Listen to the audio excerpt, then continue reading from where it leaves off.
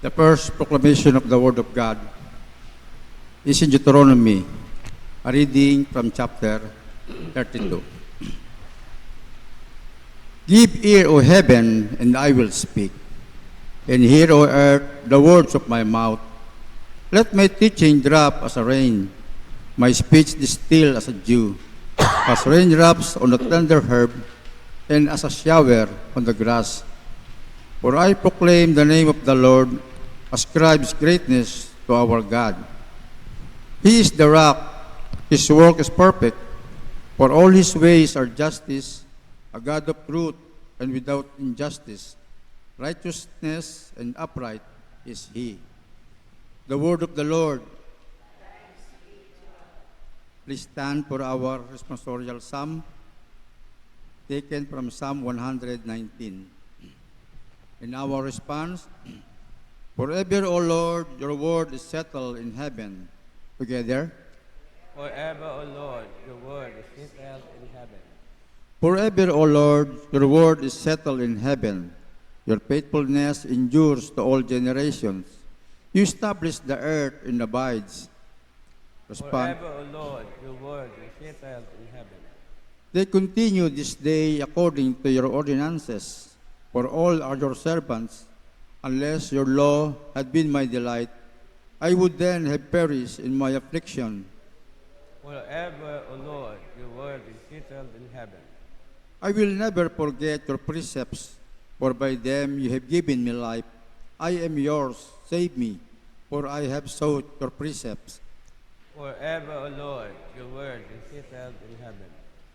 The wicked wait for me to destroy me, but I will consider your testimonies. I have seen the consummation of all perfection, but your commandments is exceedingly broad. Forever, O Lord, your word is settled in heaven. Glory be to the Father, and to the Son, and to the Holy Spirit. As it was in the beginning, is now, and ever shall be, world without end. Amen. Please be seated.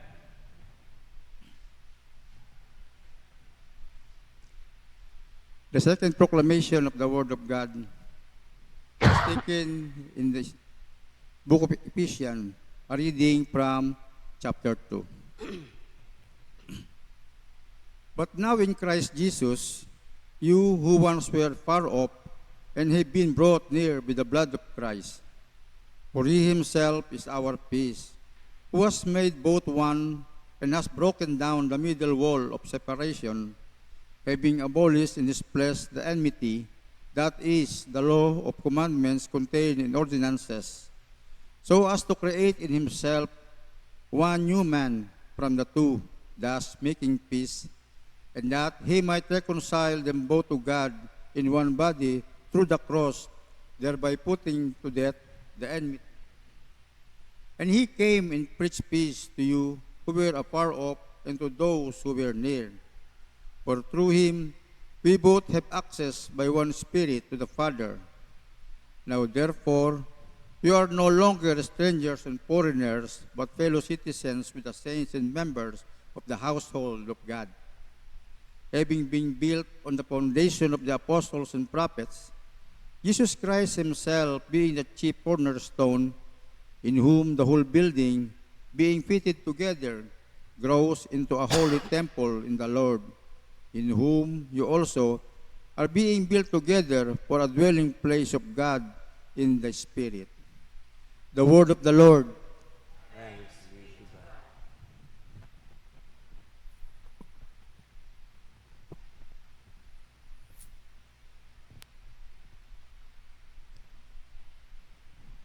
Please stand.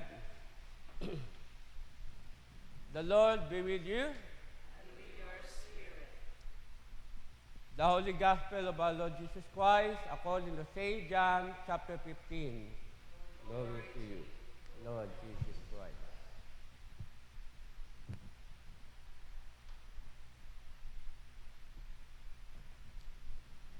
These things I command you, that you love one another.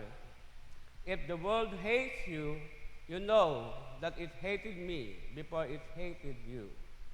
If you were of the world, the world would love its own. Yet, because you are not of the world, but I choose you out of the world, therefore the world hates you. Remember the word that I said to you, a servant is not greater than his master. If they persecuted me, they will also persecute you. If they keep my word, they will keep yours also. But all these things they will do to you for my name's sake, because they do not know him who sent me. If I had not come and spoken to them, they would have no sin. But now they have no excuse for their sin. He who hates me hates my Father also. If I had not done among them the works which no one else did, they would have no sin. But now they have sinned and also hated both me and my Father. But this happened that the word might be fulfilled which is written in the law. In their law, they hated me without a cause. But when the Helper comes, whom I have sent to you from the Father, the Spirit of truth, who proceeds from the Father, he will testify of me. And you also will bear witness, because you have been with me from the beginning. The Gospel of the Lord. Praise to you, Lord Jesus Christ. Please be seated. Sa aton nga Gospel sa St. John chapter 15, verse 17 to 27. Rusuod ko raya nga konteksto sa aton Gospel. Ay mga sumunod ni Jesus ay ginakaugtan it ibang mga tao. Yabagid sa lato nga wa nagatuo kay Jesus. Gani, gi-remind ni Jesus o anang mga sumunod, yabagid o anang mga apostoles. Nga ipairal sa andang kabuhi do paghigugma sa bawat isaya. Dahil hambal iya sa verse 19, nga gimpili ko kamo, iya sa ibabaw ikalibutan, para ikabuhi do pulo yung Diyos.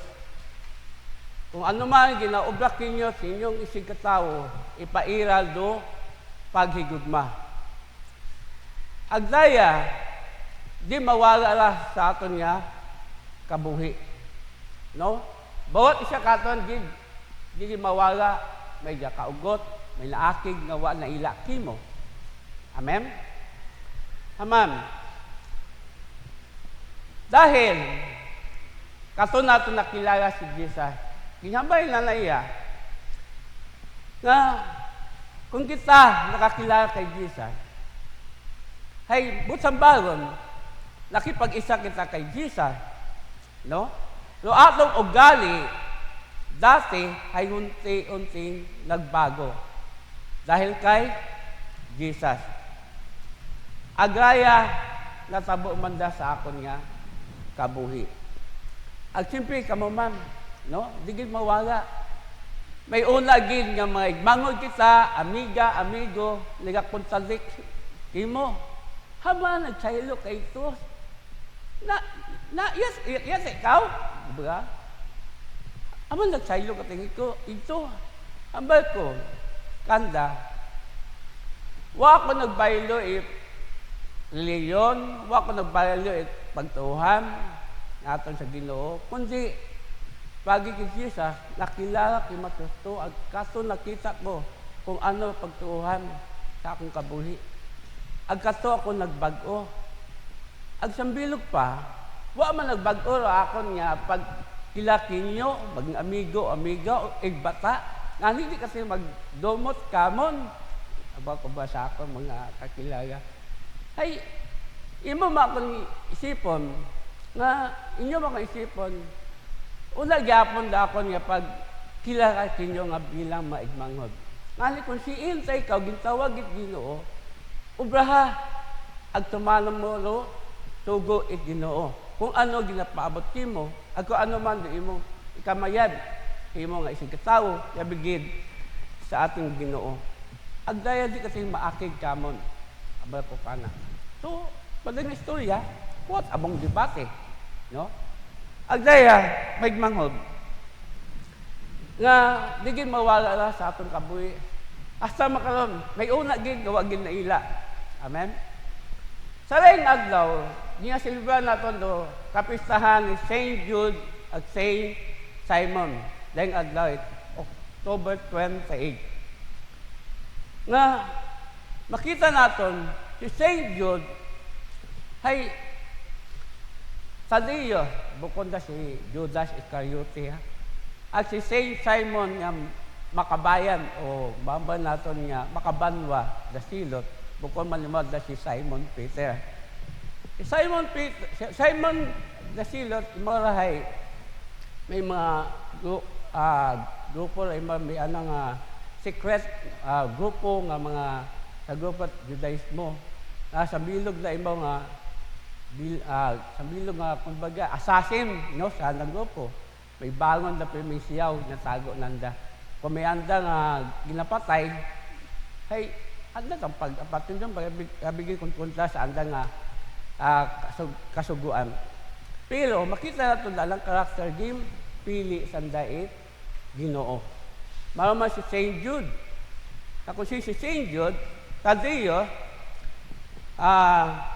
imoray brother ni James the Lesser, nga igmangod ni Jesus Christ, yung membro sa pamilya ni Joseph sa anang side. At imara, nga ni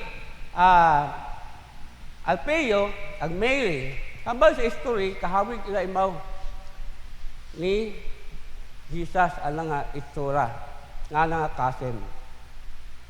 Ngani, makita naton sa andang kabuhi, hay gintawag sandait aton nga Ginoo para may paabot yung mensahe sa bilog nga kalibutan. Makita naton bisan makon andang maugali kun daw man naton sa atong sitwasyon makon. Iba-iba kita makarakter, iba-iba maugali, di ba? Pero gintawag kita Ginoo. Amen. Makita naton si Saint Simon imarahay yang kung kita imara devoted ya bigid sa kasuguan ni Moses. Ang makita natin nga, imaman doon devoted may maka Jesus na nagsunod. Kung si Jesus, ito sanda, diba si Saint Jude. Makita natin na nag-iba man sanda sa Last Supper. Agsayin natin kung ano natabo sa kabuhin Jesus mo namatay. After sa Christ resurrection, banhaw kating Ginoo hasta pagbalik ni Jesus sa langit, kato nag-umpisa doan da nga mission para may paabot yung mensahe sa bilong kalibutan nabigay sa kabuhi ni Saint Simon. Nag-adto man sa ibang lugar para magwali ipulo ng Diyos. Abo nakabaton kay Jesus at nagbag-o ag maruman si Saint Jude. Mahali si Saint Jude, abo man aling gantunan, hasta nagbalik si Saint Jude dito sa Jerusalem. Agkato nag-iba sanda ni Saint Simon the Zealot. Makita naton nga sa pagbanhaw, watong Ginoo, pagbalik sa langit, gintuman ang lalo, mandate kanday Ginoo. Maraming katon sa atong nga hilasyon, tumaton naton, doon lang mandate katong Ginoo nga paibabot dumisay Dios sa mga tao nga sandaman magbagto. Ang makita naton sa mga apostoles ni Jesus nakaranas man sanda pagsikway, pagdumot kanda ag ginsakit man sanda hanggang dahil sanda pagkamati yung maisog sa pagwali po ng Diyos yung mga tao ay huwag tanila abigid yung mga Hudyo. Sanda ginpatay. Ginpatay si Saint Jude ito sa Persia. Ginhambay ito, agi sa Palakol, umambay natin sa Sibat, at sa Saint Simon sa Syria. Kung makita na, tanaw ba ako sa YouTube ba? Ay, the picture ni Saint Simon may lagari. Ano ba kung dapat may lagari? Gali ay, paano ko ay, so lagari ka ito, lato yung gamit ka na pagpatay.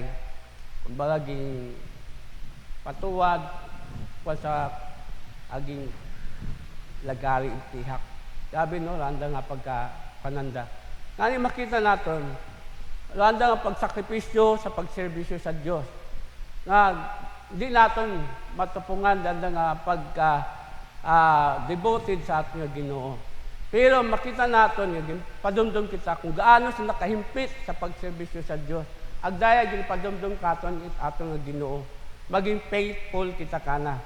Sa naman pagsubok, nag-abot sa itong kabuhay nga padayon kita maging malig-on sa pagtuo.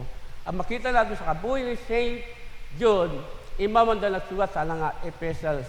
Agaan naging padumdum katon, na habang kita kakabuhi iya si babot kalibutan, ipairal naton do paghigugma sa bawat siya. Yabigid ko naton nagakaroon ugot katon, laki katon.